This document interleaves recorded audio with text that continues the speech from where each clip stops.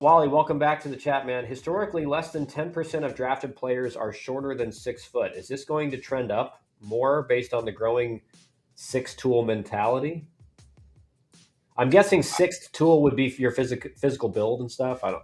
But Yeah, what do you think, Deb? I don't know where that number comes from. The less than 10% historically, because I Yeah, that during sounds my wrong to time me. during my time that was not accurate. Yeah, I would say probably maybe 50 to 60% of the players were 6 foot or taller. Because there was a ton of players and really good players in that 5'9" to 6 foot and, range. and think about. I And mean, historically, your best middle infielders are you're kind of like yeah, 5'10", generally 5'10", 5'11", 6 foot, right. and Yeah, catchers are generally not tall. right. Um, your tall guys are your corner outfielders and your corner infielders, and even your third baseman. Really, I mean, you don't have a 6'5" third baseman. Not often, You're not the guys often. that So are tall are the pitchers. that's the only thing I would say is I do think it's big and strong is clearly the way the game is going and the way the game has gone. But I still think one of the beautiful things about baseball is it's still a game that any size can play Yeah, and be really good. yeah, and I think Look at Altuve. yeah, yeah, I mean, talking one of the best players in the game, and he's 5'5", 5'6". yeah, yeah, and I would say look at Drew Burris at Georgia Tech, who was like all Yeah. world as a freshman.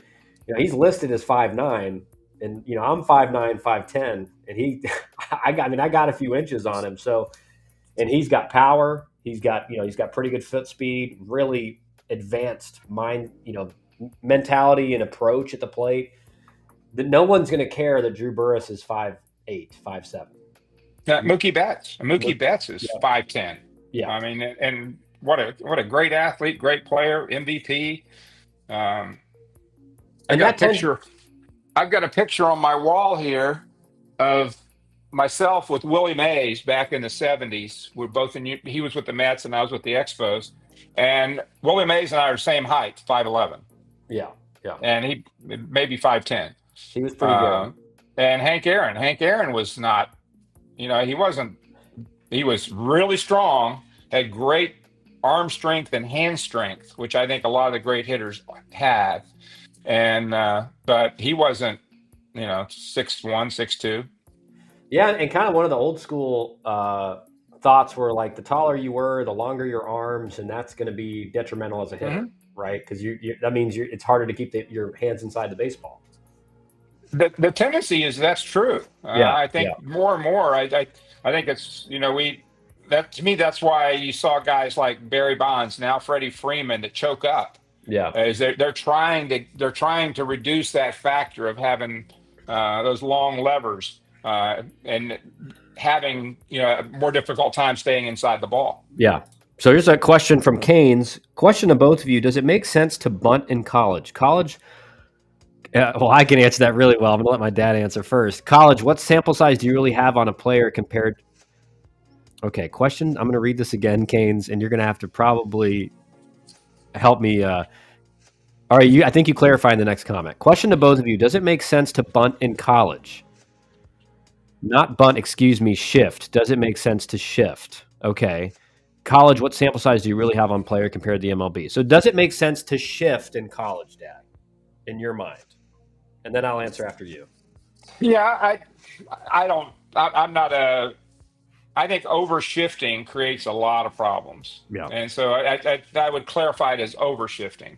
Yeah. And I think you need a pretty sizable sample size, a very sizable sample size to be able to do exaggerated shifts. Yeah. Yeah. I agree. I agree. I mean, I think you talk about the psychological aspect of the game. One of the things you always see when a pitcher, if you're in a shift and, no one's at the shortstop position and a ground ball gets hit right there, the pitcher, you can just see him just go like, oh my gosh, you're kidding me. Whereas, and it's like psychologically, I didn't pitch, but I could tell by pretty much every pitcher I ever saw, they can deal with the base hit up the middle. I mean, they can deal with the base hit in the 6 hole or the 4 hole. But when you give up the one that for over 100 years has been an out every time, it breaks them mentally because they're, in their mind, they can't get away from, man, that should have been an out. To me, there's two factors. I was never a big proponent. I hated the shift in Major League Baseball. I hated the overshift, and I was glad when they made it illegal. Yeah. But the thing that there's two factors to me in the shift that have to predicate whether you do it. Number one, does the pitcher have command enough to pitch to the shift? And B, is the hitter locked in that he's gonna create a need for a shift? Yeah. Is he a guy that's going to roll over every slider away? Is he a guy he's going to pull it regardless? And so if you've got those two things in play, then the overshift makes sense.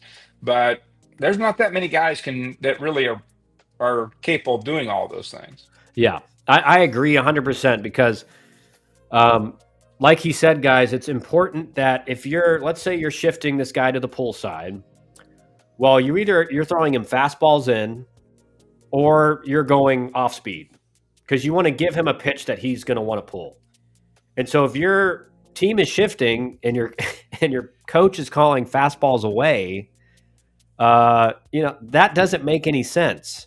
And like you said in college, Dad, like it's one thing in the major leagues where these guys even a lot of them still don't have like above average major league command. But in college, I mean, there's almost no one with the major league average command or better.